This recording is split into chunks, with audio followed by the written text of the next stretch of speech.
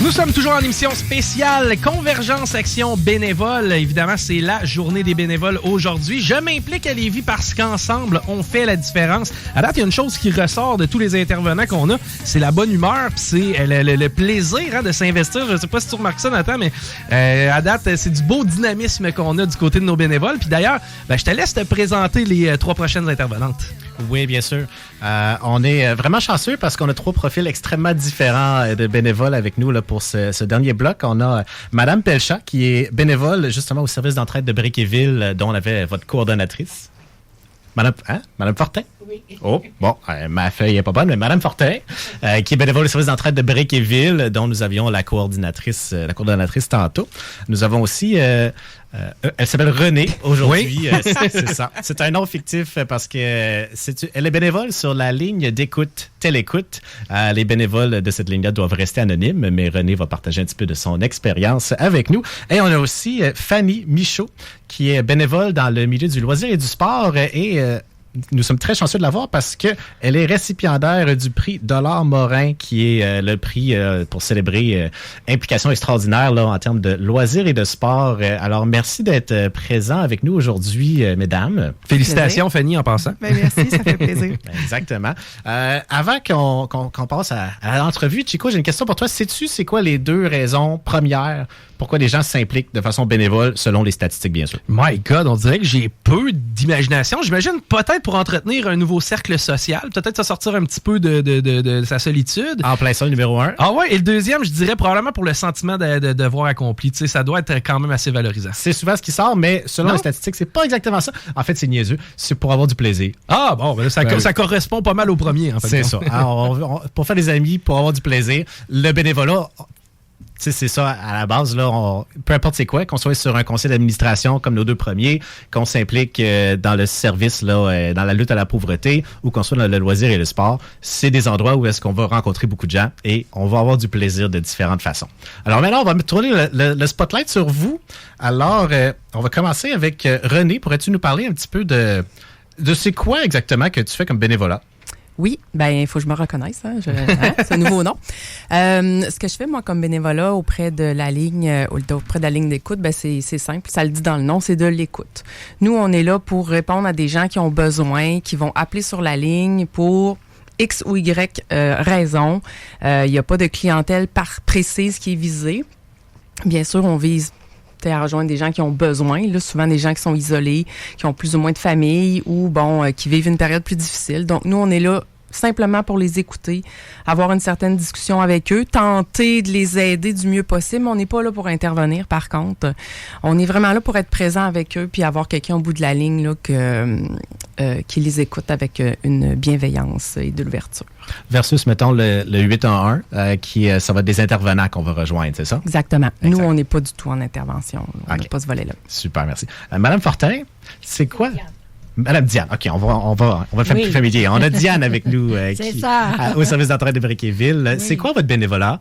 Moi, je m'implique au niveau surtout de la friperie. Au niveau de la friperie, je m'implique pour le tri des vêtements, le tri des objets qu'on traite avant de les mettre en boutique. Je travaille aussi dans la boutique, puis mon petit dada, moi, c'est le tricot. Alors, je récupère des vêtements tricotés que je lave, que je défais et que je retricote et qu'on vend en boutique. Ça, c'est très, très apprécié des clients, là. Ça rapporte quand même des sous à chaque année. Et Diane, c'est intéressant parce que, crime, c'est pas tout le monde qui a la capacité d'être capable de coudre du tricot, etc. C'est que vous amenez vraiment votre force à travers de ça. C'est ça. Puis c'est quelque chose que j'aime. Puis là, on a parti à l'automne un groupe aussi, justement un peu pour briser l'isolement de certaines personnes. Un après-midi de café tricot. Où les gens amènent leurs choses, puis on s'entraide, puis ça jase beaucoup, on prend du café, puis on a du fun. C'est vraiment très, très apprécié. Je m'implique un petit peu aussi du côté de Convergence, parce qu'il y a un groupe d'une centaine de tricoteuses à Convergence qui remettent des articles dans 25-30 organismes à chaque année. C'est quelque chose comme 2500 articles là, qui sont faits là, à Convergence par ce groupe-là. C'est ça, à Brequéville, c'est vraiment une belle équipe de bénévoles. On se connaît, on a du plaisir. Il y a beaucoup d'entraide.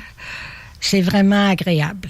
Ça fait combien de temps que vous êtes impliqué avec le service d'entraide? Ça doit faire une dizaine d'années. 10 ans, wow. Une dizaine d'années. Là, quand j'ai pris ma retraite, j'ai commencé à... J'allais les voir parce que je leur apportais des pantoufles puis des petites poupées que j'avais habillées. Puis là, de fil en aiguille, bien là, j'ai embarqué à d'autres niveaux. Puis là, je suis un peu partout. Oui, c'est ça. Comme bien du monde.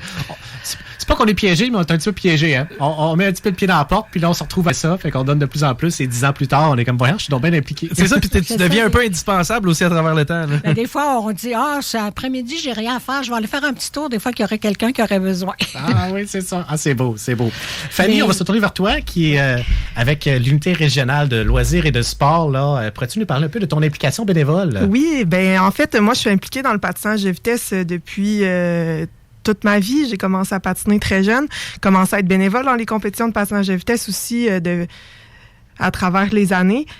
Puis, j'ai commencé, en fait, moi, je suis missionnaire bénévole pour les Jeux du Québec. Donc, contrairement aux autres bénévoles que vous avez reçus, on est vraiment plus du côté sportif. Donc, nous, on accompagne les jeunes lors des Jeux. Chacune des régions a une équipe de 15 missionnaires bénévoles. Donc, le but, c'est simplement de les accompagner, de faire le lien avec le comité organisateur, d'avoir du plaisir avec ces enfants-là. Puis, donc, ça fait 15 ans, moi, que je suis impliquée là, au niveau des Jeux du Québec. Donc, voilà, c'est un peu ça, mon côté bénévolat.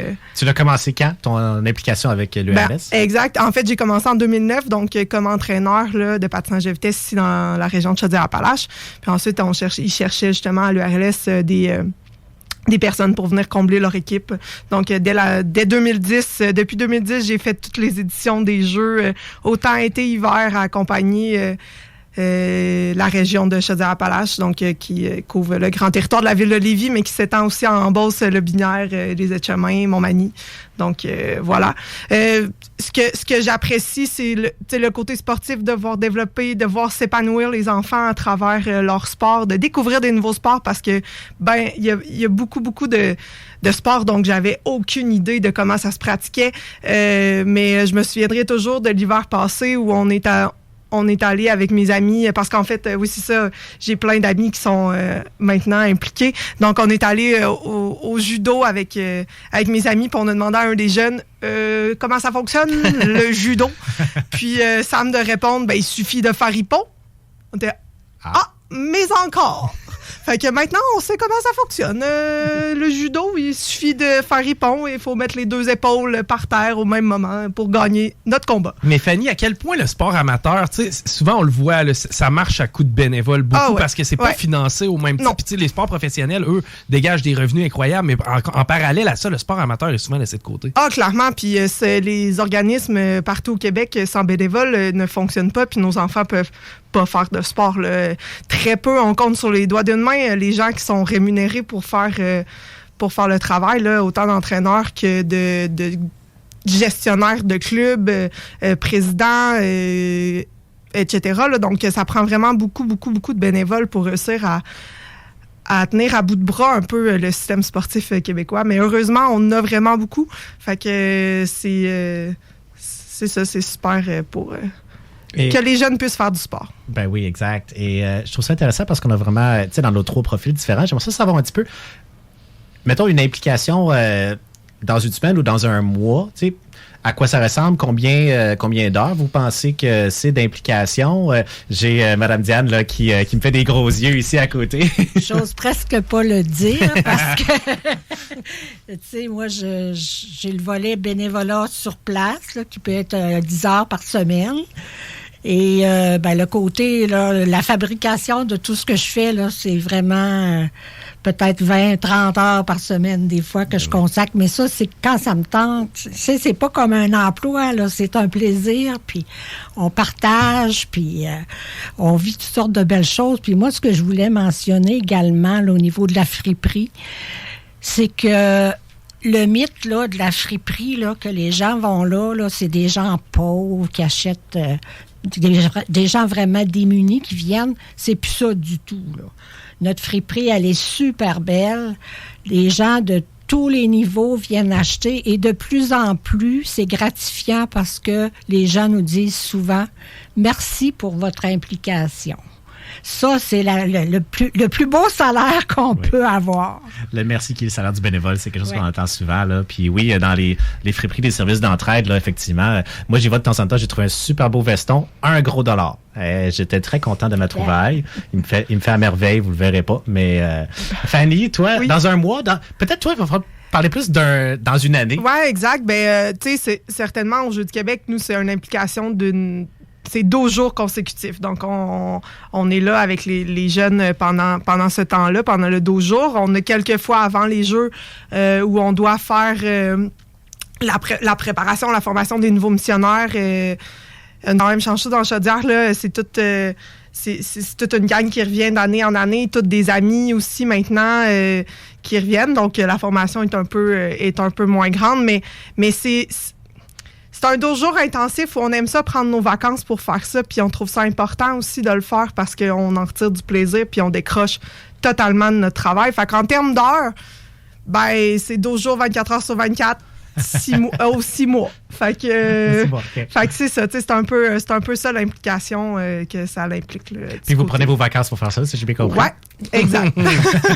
C'est d'autant plus important, tu sais, quand tu le dis, on prend nos vacances pour faire ça, là, c'est à quel point on est prêt à s'investir pour le prochain. Puis, tu sais, oui, il y a aux Jeux du Québec, mais à chaque fois, je veux dire, quand tu es sur un plateau sportif, j'ose croire qu'il y a certainement une passation de savoir qui se fait vers les autres. C'est que ça aussi, c'est une forme de bénévolat dans un sens. Ben oui, clairement. Puis, tu sais, impliqué beaucoup au niveau du patinage de vitesse, donc c'est à tous les fins de semaine où je suis toutes les... C'est ça, c'est quand même beaucoup d'heures par semaine, mais c'est tellement gratifiant de voir les enfants qui veulent redonner. J'ai certaines de mes athlètes qui sont venus aussi comme missionnaires aux Jeux du Québec parce qu'ils ont aimé leur expérience, parce que maintenant ils coachent au patin de vitesse avec nous. Fait que tu sais, c'est de voir la prochaine génération qui veut redonner de ce qu'elle a reçu. Donc c'est vraiment... moi, c'est pour ça que je le fais, tu sais, c'est pour les... donner de mon temps, transmettre la passion du sport, puis transmettre le fait de redonner à son prochain. Super, merci beaucoup. Et on a aussi René, qui est un nom fictif, mais c'est notre bénévole qui est à la ligne d'écoute, Télécoute. Oui. Toi, ça ressemble à quoi une implication sur un mois, mettons? Bien, je dirais que c'est assez différent parce que sur la ligne, c'est un horaire. Premièrement, c'est ouvert 24 heures sur 24, 7 jours sur 7. Est-ce que c'est des bénévoles la nuit? Il y en a des courageux qui sont là. Oui, il y en a. Mais les gens qui sont là la nuit, souvent, c'est des gens qui sont plutôt rémunérés pour assurer quand même une couverture là, la nuit parce que les gens dans le besoin, il y en a à toute heure de la journée. Donc, on essaie fort qu'il y ait des gens tout le temps pour répondre. C'est un enjeu, là, c'est pas toujours possible. Mais je dirais qu'en termes d'implication, c'est la beauté de ce type de bénévolat-là, c'est que on peut l'agencer à notre horaire. Moi, c'est ce qui a fait que j'ai choisi ce bénévolat précisément, aussi parce que j'avais des intérêts du côté de l'écoute puis l'accueil des gens comme ça, mais le fait que je pouvais insérer ça dans ma vie, j'ai la chance d'avoir une vie quand même assez remplie avec, un travail, famille, amis et tout, puis je cherchais une façon de redonner le plus d'heures que je peux dans une semaine. Évidemment, c'est pas comparable à mes collègues ici, mais tu sais, le nombre d'heures de famille, là. Quand même, oui, de quelques petites personnes et des plus grands aussi, mais bon. Moi, je voulais quelque chose qui s'insérait dans ma vie et avec lequel je pouvais avoir de la flexibilité. Donc, moi, je mets à mon horaire des plages d'écoute que je peux déplacer si jamais j'ai un petit inconvénient. Mais en général, je les respecte. Donc, si moi, j'ai 4 heures à donner une semaine, c'est 4 heures. Puis si une semaine d'après, j'en ai 10, ce sera 10. Puis si malheureusement, j'ai quelque chose dans ma vie qui fait que pendant 3 semaines, je peux pas faire d'écoute, je vais trouver ça vraiment plate, premièrement, mais je vais me reprendre plus tard. C'est ce qui est le fun de ce bénévolat-là. Et en plus, pour ceux qui sont à l'aise avec la techno, moi, je fais ça de la maison. Donc, le télébénévolat. C'est facile. Ouais, c'est ça, télébénévolat. On est on est moderne. Quoi qu'il y a possibilité de le faire sur les lieux de l'organisme aussi. Mais c'est ce qui rend le tout flexible, accessible pour des gens comme moi qui ont vraiment le goût de donner parce que je vais être honnête, c'est un défi de réussir à donner. Ça demande de la planification, ça demande des sacrifices de mon côté, mais ça m'apporte en même temps tellement que ça vaut la peine. Ça vaut la peine de faire le petit effort pour insérer ces heures-là. Puis, moi, j'encourage tous les gens qui ont quelques petites heures à gauche, à droite à donner de tenter l'expérience. On en retire beaucoup plus que ce que ça demande. Je vois tout type de profil. C'est ça qui est le fun, c'est différents types de profils, différents âges, différents backgrounds aussi. On a tous des compétences différentes ici autour de la table. Et ce que je vois, c'est qu'il y a moyen de s'investir. Il suffit juste de vouloir un petit peu et on va trouver, justement, j'ai juste 5 heures à donner dans la semaine. C'est pas grave, c'est 5 heures qui va aller au bon endroit, en fait de compte. Même plus que ça. Parce que 5 heures, c'est quand même beaucoup dans une semaine. Ouais. Vu de même. J'ai déjà des enfants. Mais les organismes se sont adaptés. Des fois, on a une idée du bénévolat que c'est ça. Il faut comme que tu donnes le lundi de 8h à midi ou de toute la journée. C'est vraiment, ça s'est beaucoup adapté. Là. C'est vraiment plus ça. On a l'exemple justement de Télécoute. Moi, je suis sur le conseil d'administration des aidants scolaires, qui est un organisme qui, évidemment, aide au niveau scolaire. Mais eux autres, c'est le concept des petites demi-heures. Et une fois qu'on s'est inscrit comme bénévole, qu'on a passé le processus d'admission et tout ça, on a accès à une plateforme sur le web. Puis sur la plateforme, c'est les écoles qui vont mettre un peu des petits contrats de généralement une demi-heure. Et là, ça peut être un peu n'importe quoi. Là. Ça peut être aider un enfant à s'habiller après l'école. Ça peut être faire un petit peu du tutorat. Ça peut être d'aider à monter la salle pour le spectacle de Noël. Et on consulte la plateforme, on trouve quelque chose qui fait notre affaire. On s'inscrit pour la petite demi-heure. On exécute et après ça, on retourne chez nous. Et il y a très peu d'engagement de ce niveau-là. C'est sûr que les gens reviennent parce que, comme on disait, on devient accro rapidement au bénévolat. Mais c'est juste pour dire à quel point il y a vraiment une variété. Là. Et même si c'est sûr qu'on n'a pas beaucoup de temps, il y a vraiment des façons qu'on peut faire une différence quand même. On l'a dit tantôt, là, le bénévolat, ça change pas le monde, mais ça fait vraiment un monde de différence. Mais ça prend pas 15 heures par semaine pour faire un monde de différence. Ça prend vraiment juste un petit moment à la bonne place, là. Tout le monde hoche la tête, là, ça fait vraiment une différence. Effectivement. Quelles sont les principales, pas les principales contraintes, mais peut-être plus les enjeux, les affaires qui sont plus... Qu'est-ce qui vous aiderait dans votre quotidien de bénévole? Qu'est-ce que vous aimeriez vous dire? Hey, ça, là, si on était capable, évidemment de l'argent, mais si on était capable d'avoir, je sais pas, une paire de bras de plus, peut-être de l'écoute de la part des gouvernements, qu'est-ce qui vous aiderait? Moi, je peux peut-être commencer. Ça va être assurément différent de mes collègues ici. Moi, comme bénévole, quand je reçois, on appelle ça les trous à l'horaire. On reçoit un horaire à chaque mois où on peut venir, comme je l'expliquais tout à l'heure, on peut venir donner nos disponibilités. Puis, il y a souvent des trous. Hein. On n'est pas suffisamment pour répondre à la demande qui est là. Donc, des gens qui ont une vie occupée, mais qui ont accès à de la techno comme moi, j'aurais besoin que ces gens-là lèvent la main puis disent, je vais peut-être m'impliquer un petit peu, peut-être que je vais juste faire 3 heures dans le mois, mais déjà, c'est 3 heures de plus qu'on n'a pas. Et ces 3 heures-là peut être extrêmement bénéfique pour une personne. Absolument. Absolument. Fanny?